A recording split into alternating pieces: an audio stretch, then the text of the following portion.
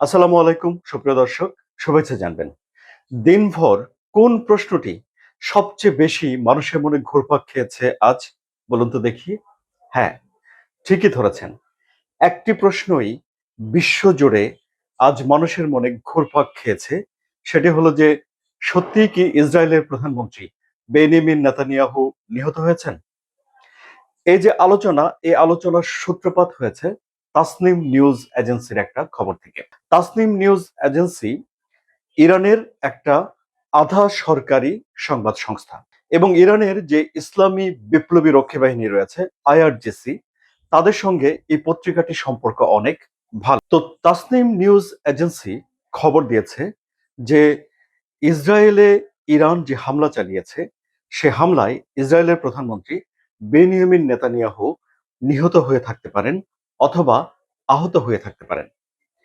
এরই মধ্যে এর আগে একটা খবর এসেছে যে বেনিয়ামিন নেতানিয়াহুর মন্ত্রিসভার গুরুত্বপূর্ণ সদস্য, তার জন্য ইতামির বেন গাভির, তিনি হামলায় গুরুতর আহত হয়েছেন।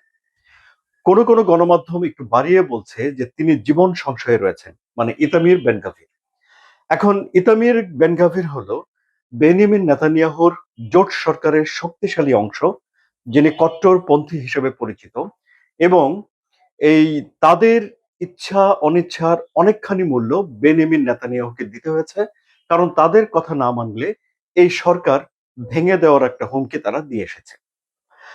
এখন তাসনিম নিউজ যে খবরটি দিয়েছে, এই খবরটির পর জেরুজালেম পোস্ট এই খবরটি পিক করেছে। জেরুজালেম পোস্ট বলছে যে তাসনিম নিউজ একটা খবর দিয়েছে, যে খবরে বলা হয়েছে যে ইরানের হামলায় ইসরায়েলের প্রধানমন্ত্রী বেনিয়ামিন নেতানিয়াহু মারা গিয়ে যেতে পারেন কিংবা আহত হয়ে থাকতে পারেন। জেরুজালেম পোস্ট দাবি করেছে যে এই যে খবর তারা প্রকাশ করেছে, এর সত্যতা সম্পর্কে অকাট্য কোনো প্রমাণ দিতে পারেনি ইরান। ফলে সত্যিই কি বেনিয়ামিন নেতানিয়াহু মারা গিয়েছেন, নাকি তিনি মারা যাননি? তিনি কি আহত হয়েছেন, নাকি তিনি আহত হননি? তিনি কোথায় আছেন, তার পরিস্থিতি কি, এ বিষয়ে একটা গুঞ্জন হয়ে ওঠে এবং সামাজিক যোগাযোগ মাধ্যমে একটা ট্রেন্ডিং জায়গা দখল করে নেয়। এ নিয়ে দেশের বিভিন্ন জায়গায়, বিশ্বের বিভিন্ন জায়গায় মানুষজন আলাপ আলোচনা শুরু করে। এখন যারা এই আলাপ আলোচনায় বলছেন যে বেনিয়ামিন নেতানিয়াহু মারা গিয়ে থাকতে পারেন, তারা তিনটি যুক্তিকে সামনে এনেছেন। মানে তিনটি পয়েন্ট একসঙ্গে মিলিয়ে তারা একটা সম্ভাবনা বা আশঙ্কা উল্লেখ করেছেন, যেখান থেকে মনে হতে পারে যে সত্যি তো বেনিয়ামিন নেতানিয়াহু হয়তো মারা গিয়ে থাকতে পারেন। কি কি সেই কারণগুলো?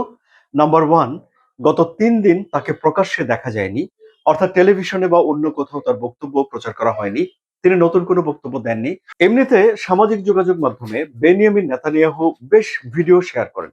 কোনো দিন তিনি 3টি পর্যন্ত ভিডিও শেয়ার করেন বলে জানা গেছে। কিন্তু 3 দিন ধরে তার ভিডিও না দেখায় অনেকের ভেতরে সন্দেহ দানা বেঁধে ওঠে। দ্বিতীয় বিষয় হলো যে তার যে বাড়ি, সে বাড়ির আশেপাশে নিরাপত্তা প্রবলভাবে জোরদার করা হয়েছে, যা অনেকের চোখে পড়েছে। ফলে এটিকেও তারা সম্ভাব্য একটি ঘটনা বা দুর্ঘটনার বিষয় হিসেবে সমীকরণ মেলাতে থাকে অনেকে। তৃতীয় যে বিষয় হলো সেটি হলো যে বেশ কয়েকটি কূটনৈতিক বৈঠক ক্যান্সেল করেছেন বেনিয়ামিন নেতানিয়াহু। অর্থাৎ তার কোনো বৈঠক করার কথা ছিল, তা তিনি করেননি। কোথাও যাওয়ার কথা ছিল, সেখানে তিনি যাননি।